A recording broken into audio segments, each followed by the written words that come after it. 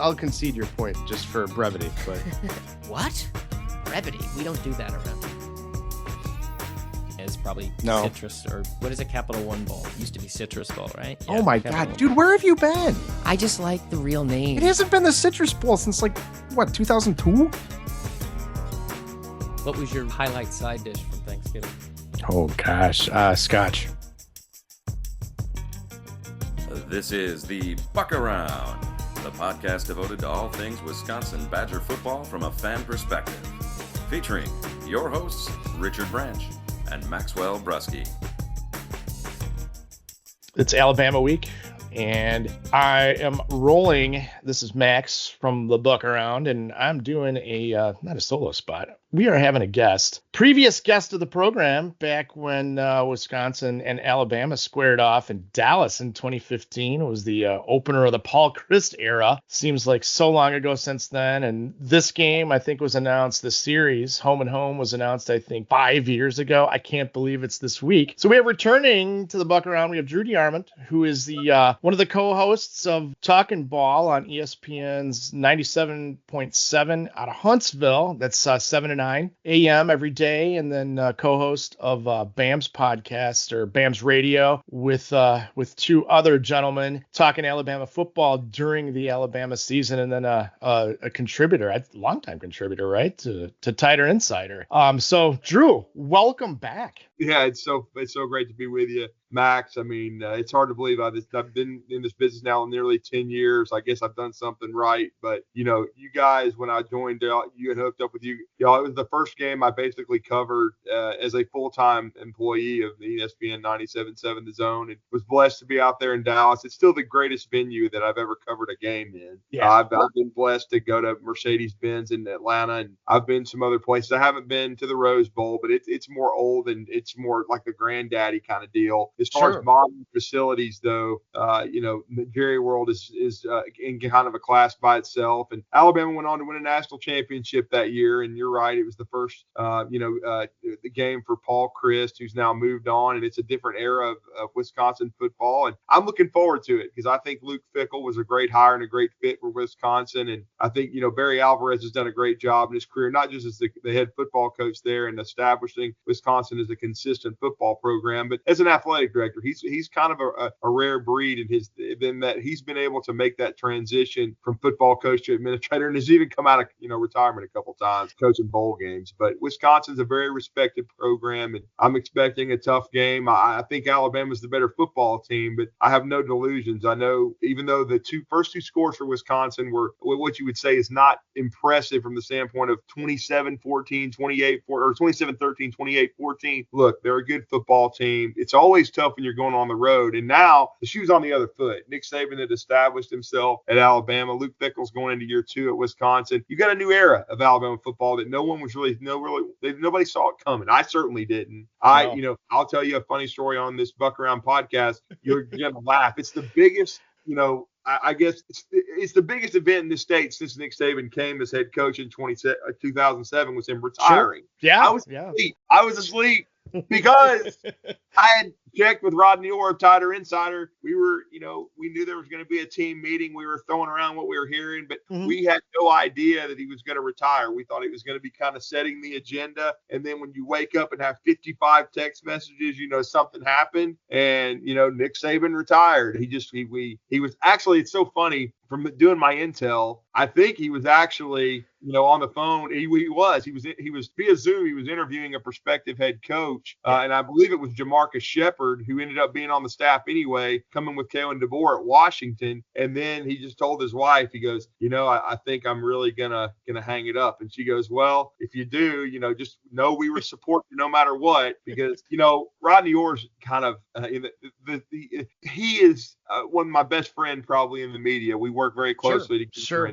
And we both knew Cecil Hurt very, very well. And Cecil Hurt was an institution, as you know, even at Absolutely. You guys everybody throughout the country knows who Cecil Hurt was, and he was the foremost authority of Alabama football and athletics when he covered them since 1982. And we tragically lost him a couple of years ago, and it was devastating. He was my hero. He was the reason I got into the media, and I was blessed to be able to cover some games and get to know him. But he used to talk to you in code, like he would do that. Like you had to understand Cecil and the way he communicated. Sure. And Rodney does the same thing sometimes, because he called me in October and he said, Drew, what do you know about Kalen DeBoer? And I said, not a lot. I mean, in October. I know. Yeah, I said, I know he's the head football coach at Washington, and he did a great job at Fresno, and he's turned them around quickly. He was the OC at Indiana, but I don't know a ton about him, like his background. He goes, well, we may need to find out. And so, oh my so goodness. we have a great football contact in Houston, and he is the best football mind. And it's ironic. I met him shortly before I met you guys, back before I got into this business. I was actually in the writing business with Alabama Intel before I did this radio thing full time, and I met this guy, and he and Rodney are probably my two best contacts in the media. But sure, I introduced Rodney to this guy, and he has contacts everywhere. And we called him and said, hey, do you know anything about Kalen DeBoer? And he said, I don't. Let me make a call. And then he had a contact on the West Coast, and he called us back, and he said, we got on a group call, and he said, the guy's brilliant. He's a brilliant football mind. And so because I was still in the mode of, if Coach ever retired, it would be somebody from his tree. It would be maybe I was focusing on Dan Lanning at Oregon because Dan had worked for him. And I thought, well, he's a young guy. He's having a lot of success, but then you have to pay closer attention. And I did. It's so funny. The week that Rodney called me, that was the week of the first Washington, Oregon game. And I was like, well, I really want to watch that game, because anyway, it's going to be the biggest game of the week. I want to see these two teams play. Yeah. And Washington handled them. And then we all know what happened later in the year, that Kalen DeBoer beat Texas. He had beat Texas the year before. And it turns out, and then he beat Dan Lanning in the rematch, even though I thought Oregon would win that game. Me too. And so when Coach hung it up, I mean, I'll admit, Rodney and I got it wrong at first. We thought it was Lanning, and we got some bad intel, but we quickly regrouped and we started exchanging information, and we figured out quickly that Greg Byrne was going after Kalen DeBoer. And that we had that pegged, and he hired him in 48 hours. And I'll be honest, Max, you followed Nick Saban, you followed Alabama, you followed college football. It's probably been the smoothest transition that I could have ever thought, because I've been through some coaching searches in my youth in this business, and especially at Alabama. Yeah, especially at Alabama. Right? Disasters.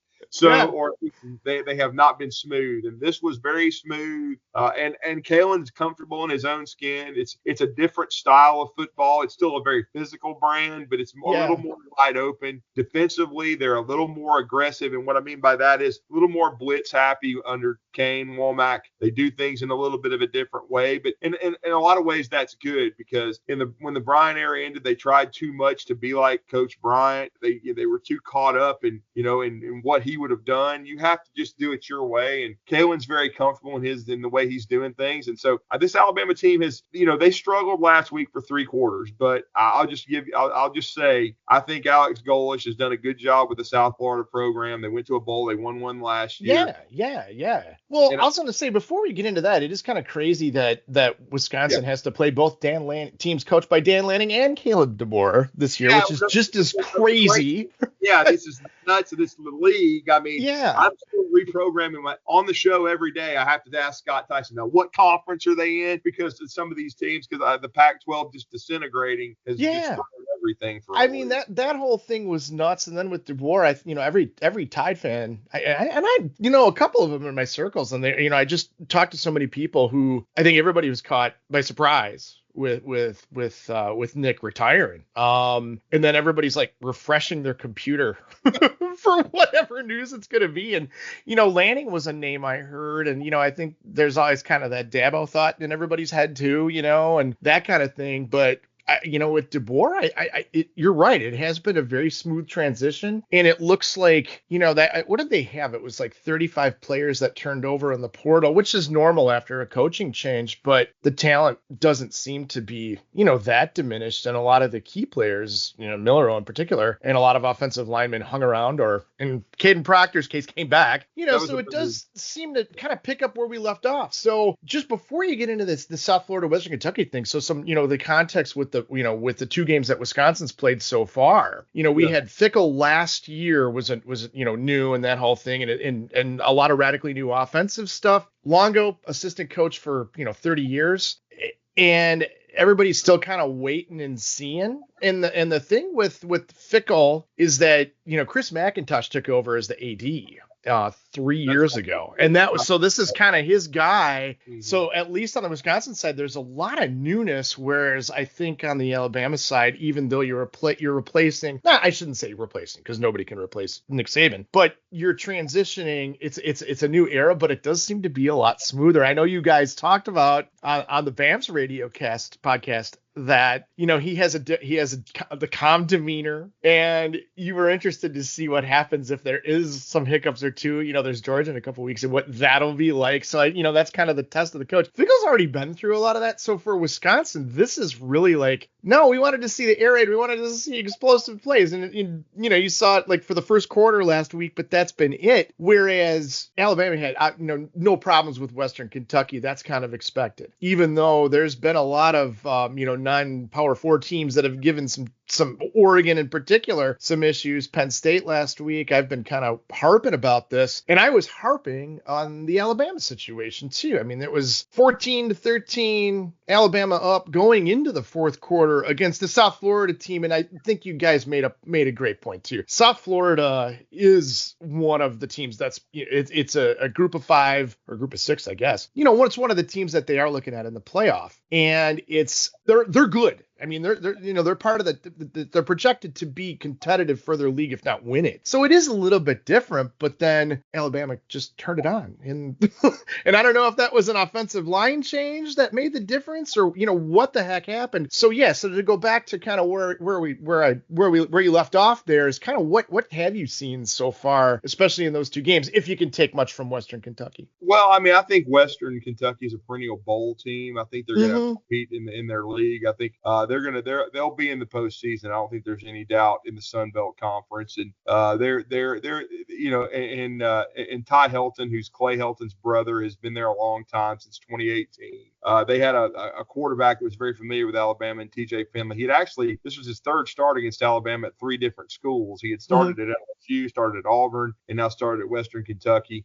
He's not a very mobile guy, though, so I think that helped Alabama, because in the past, Coach Saban and early in this, Kane Womack, era of defense, Alabama's had trouble with mobile quarterbacks. And Byron Brown of West South Florida gave him a lot of trouble with his legs, extended plays. Probably had some opportunities they didn't hit in the passing game. And again, going in, Max, this first year for Kalen DeBoer, the biggest questions going into camp were the secondary, because they lost a lot of talent to the NFL and to the transfer portal. They lost their best player, Caleb Down, probably their best returning football player, period. Sure. And so they added Keon Sabb, who you're very familiar with, who was a national champion at Michigan. He had a really good first game. Wasn't a huge factor in the second game as far as creating turnovers, but he's been a good fit. And then they added Domani Jackson. I have to keep reminding myself that USC is now in the Big Ten. But he came from Southern Cal, and he committed before Coach Saban retired, and he stayed. And then in June, they added Deshaun Jones from Wake Forest, who's been a little nicked up with a hamstring. But then they've also, one thing Coach Saban left is his legacy. And you know how good a recruiter he is, Max, how many number 1 classes he had within 17 years. But he left a star-studded secondary class. Now, Young, they haven't played, but he left 3 5-stars. One of them is starting in Xavier Brown, a corner, number 2, from Mater Dei High School. It's got a really good program. It's been good now. Of course, brought in Bryce Young. And then they've got Zay Mincy, a Floridian who's very long. He's playing some and doing a nice job. And then Jalen Mbakwe at corner as well, who's played it as a backup. And right now, going into this Wisconsin game, will very likely be the primary punt returner. Cole Adams, who was a redshirt freshman in the Tulsa, Oklahoma area, had done a nice job early, but he got hurt late in the game. He hurt his elbow. I'm not anticipating him playing. I think Mbakwe will be back there. And quite frankly, Max, I don't know how much of the South Florida game you've been able to watch. The game was decided in the fourth quarter, and Alabama's offensive line was banged up going into the game. Caden Proctor got hurt in warmups. Who came back from Iowa going into the first game. He hurt his shoulder. He's got a labrum issue, so he didn't play at all in game 1 nor game 2. And then they tried to hold Elijah Pritchett out with an ankle, and he had been the left tackle in the first game and was competing at right tackle. And I'll just say, besides that secondary I just mentioned, where there's a lot of competition going on and a lot of new pieces, only Malachi Moore is back from last year. The biggest question going into camp was the offensive tackle, because in the last 2 years, and you guys know about the portal, you just mentioned 35 guys. Mm-hmm. Alabama lost a ton of depth at offensive line, not starter level guys, but guys that are leading the program. And before, Wilkin Formby, a redshirt freshman that started at right tackle, before he convinced Caden Proctor to come back, and that's basically what happened when Caden was at Iowa. He had not gone through spring practice yet. He convinced him to come back. I mean, they didn't have Caden Proctor. Elijah Pritchett, who came in, he was the offensive lineman you're referring to that came in the last 6 minutes, the last 3 drives, made a big difference. He was in the portal and came back. So, and then Wilkin Formby was redshirted last year. They don't have a lot of guys at offensive tackle, and that's kind of what I've been trying to tell the Alabama fan base here in my state. They're just like, well, you need to put Miles McVay in, or who's another redshirt freshman. You need to put the transfer from Texas A&M redshirt freshman Naquil Bertrand in. No, they're not ready, man. I mean, to be honest with you, I don't know that Wilkin Formby is, because he really struggled in that second game. He got 4 holding penalties. A couple of them were really, really dicey. It wasn't the greatest weekend for SEC officiating, but a penalty's a penalty. So they struggled there. And what you saw in that fourth quarter is, one, Jalen Milroe stepped up. He's in his second full year starting. He is, a very good athlete. Now, as a passer, he can be streaky, but he has tremendous arm strength, and he has arm talent to make a lot of difficult throws. It's just not a consistent thing. But he has outstanding mobility. But he's a little bit kind of a different runner. If you watch Alabama play, the best times he runs the football it looks like old school John McKay, just single wing football, and it's almost like student body right, student body left, where he cuts off at somebody. He doesn't look it, but if you stand next to him, Max, he's 6'2", 225 pounds. He's a huge kid. Yeah, he is. Yeah. When he gets going downhill, he's very difficult to tackle. So, but it's best when they use him as a runner like that. I think that's kind of what Alabama figured out last year, halfway through the season. He's very effective, and then he's a good deep ball thrower. Even though he was ineffective against South Florida. South Florida did a good job taking that away, but he can throw the deep ball well. He's the thing that Kalen DeBoer and the staff are trying to get out of him, and I'm going to be very interested to see how Luke Fickell defends him, because I know Luke is Coach Fickell has said they've had a plan going all the way back in the summer, but they're also going to watch what South Florida did on tape. I'm going to be anxious to see how they defend, Jalen Milroe. But I'll give Milroe credit. I thought last year his best games were on the road. Now they have not. Alabama has not gone on the road yet.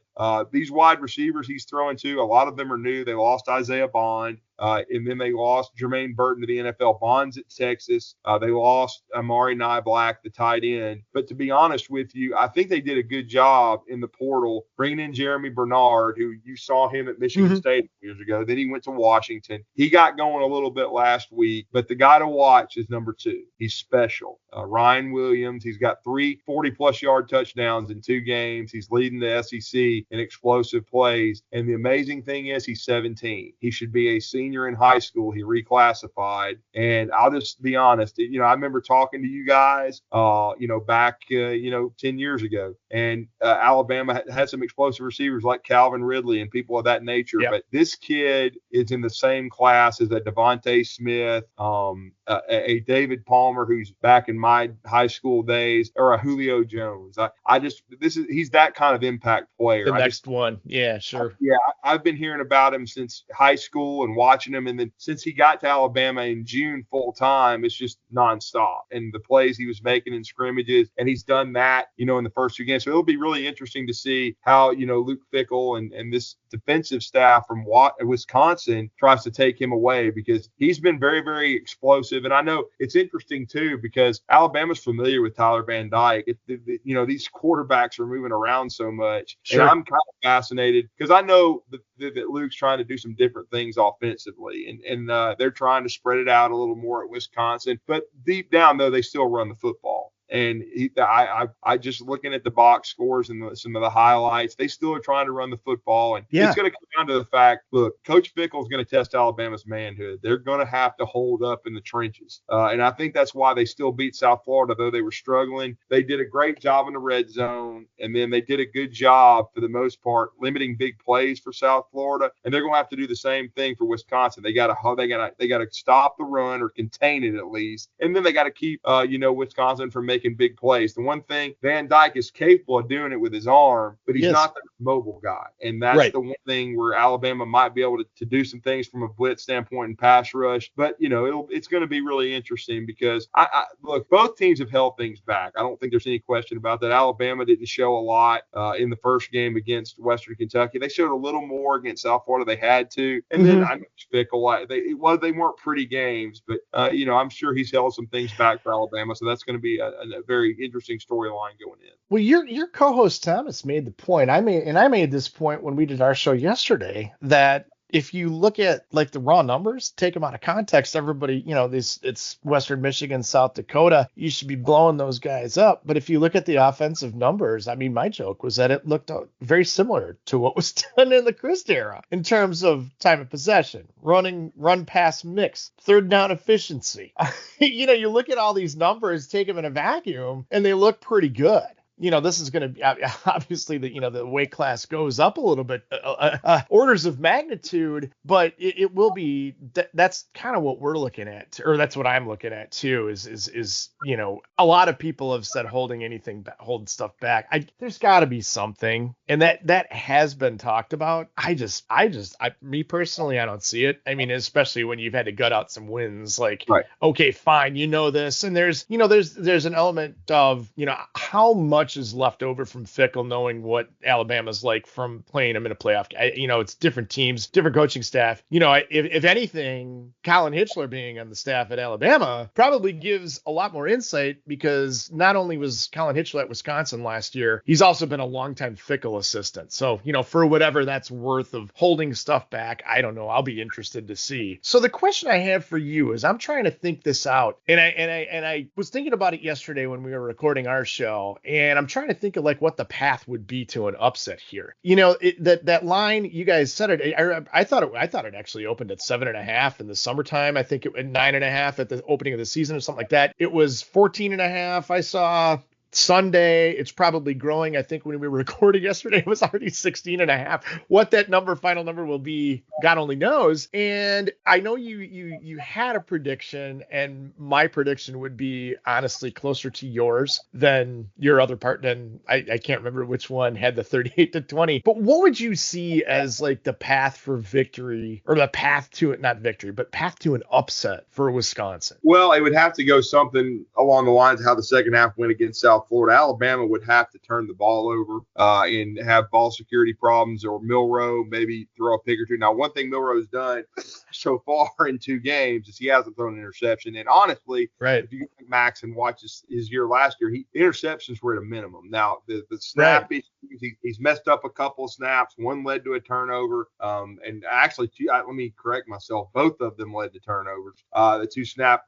in each game. One in the first game on a shotgun, and then at the goal line when he got under center at a rare time. He said he's turned it over twice with the snaps, and then they've had ball security with fumbles. If Wisconsin could win the plus minus, which is win the turnover battle, and set that offense up, with good field position, And unlike South Florida, if they could finish 2 or 3 of those drives and score touchdowns, then I think that could be a path to a victory. I think Alabama's going to have to, once again, they're going to have to, if they have issues with penalties, they didn't really in the first game. There was a few, but they had 13 penalties for 120 against South Florida. If they have double-digit penalties again and turn it over 3 or 4 times, then Luke Fickell's team is well coached. I think Alex Golish's team is probably more athletic and well coached as well. But I just think, but see, here's the other part of it. You're on the road. If you're on the road, you turn it over 3 or 4 times and you get 10, 11, 12, then that's the path for Alabama to be upset. Because if you allow this to become a 4-quarter game and Luke Fickell's team is in the game in the last 5 minutes, then I think,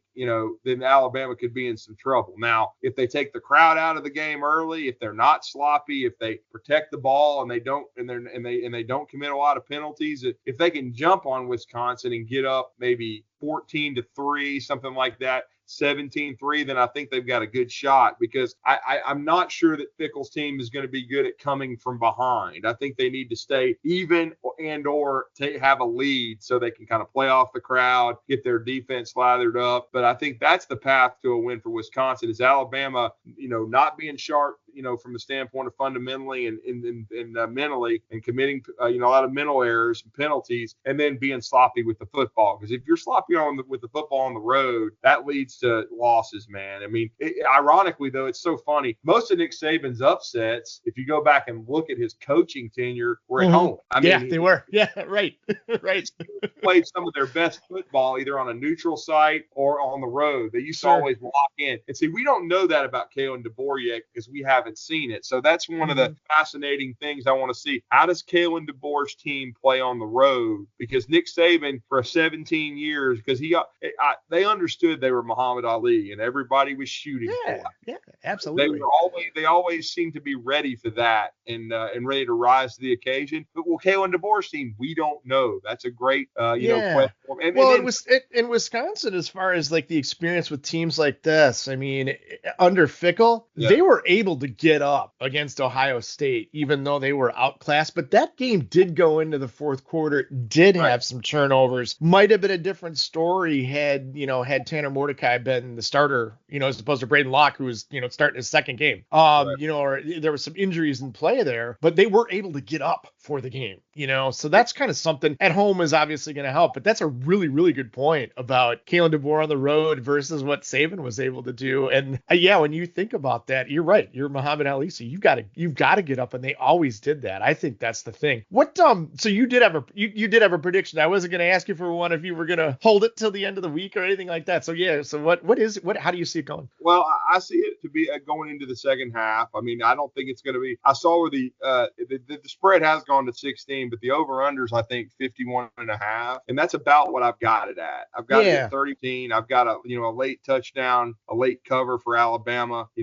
maybe a 24-13 game, and they score late to seal it. 31-13, I've got Alabama covering, but again, I have great respect for Luke Fickell. I've even said this on my show. In my opinion, if he turns Wisconsin around like I think he might, and like he did Cincinnati, he got a little bit of a raw deal at Ohio State because he had to take over during the Tressel situation when everything fell apart. People forget that, and then Urban came in and kept him as an assistant, and then he went to Cincinnati. But I think the wrong guy is the coach at Ohio State. I think it should be. I don't want to scare all your worry. Oh, that's not a worry. We're thinking maybe if it's not Day, it'll be Vrabel or something like that. I will say it was a very good move by the Wisconsin administration to get him there. And it's ironic, too, because Michigan State was open. There were some other jobs that, maybe people thought in the Big Ten he might take. But him taking the Wisconsin job, to me, said a lot, because Cincinnati has now moved into a Power 4 conference, and yet he left. And so I think he felt like he took them as far as he could. And Wisconsin has over the last 25 years, a lot of success. And I think Luke Fickell, he's an Ohio State guy, but I think he could be there a long time, like Barry. And I know Barry's not the athletic director anymore, Coach Alvarez, but I'm sure he's still he's a presence there. Oh, it's influence, and Fickell's talked about how much he talks to him. Yeah.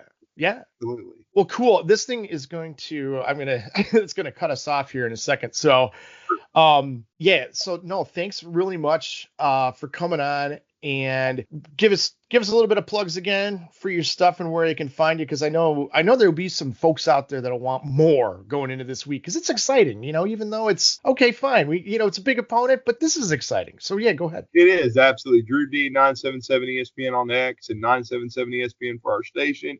You can get all of our content on the SoundCloud page, 977ESPN.com or 977ESPN.com. As far as the website is ESPN977.com, I should say. And then the SoundCloud page is ESPN 97.7 The Zone. It's on SoundCloud. All our content, all our shows are there. And then BAMS Radio, we post it on X. Just go to @BAMS Radio on the X account for our daily podcast every week for Alabama football. And of course, Tighter Insider, TighterInsider.com with Rodney Orr. He's been going strong since 1996, and he does a great job covering the Crimson Tide. And, this is what college football is all about: going on the road, playing a quality opponent, a quality program like Wisconsin. And I call it check your oil. And certainly I think football's going to check Alabama's oil, and we'll see if Wisconsin's a contender in the Big Ten yet, and see if Alabama is still a heavyweight. But I'm looking forward to the challenge and then forward to the football game. Yeah, I think it's going to be good, and it's it is really cool to see an SEC team. And I was kind of joking too. You need to come up in like in November, no, that ain't going to happen. And then Right. and I'm glad you gave all those plugs too, because this series picks up again next year in Tuscaloosa too. So I mean that's really cool. I wasn't able to make it to your side to Wisconsin this year, but I hope you guys come down next year. If you do, we'll definitely take care of you. We hope you guys are up in the box with us as well. I'll introduce you to a lot of my guys over in Alabama, and Brian Fowler and a lot of guys that you guys can make connections Be with. fantastic. It'd be a lot of great conversation and talking a lot of great football. And I'm sure with no Wisconsin fans are much of a Notre Dame fan, but I had a lot of fun catcalling Notre Dame when Northern Illinois beat us in the press box last week. Sure. Well, thanks again for coming on. Hold on, I'll grab you afterwards, but thanks again for coming on. Yes, sir. Enjoy the conversation? Head on over to buckaroundpodcast.com to find all the ways to connect with the show, links to our Patreon page, and feeds for every major podcasting platform. We want to thank each and every one of our patrons. You make this podcast possible. This has been The Buck Around, Badger football analysis from a fan perspective.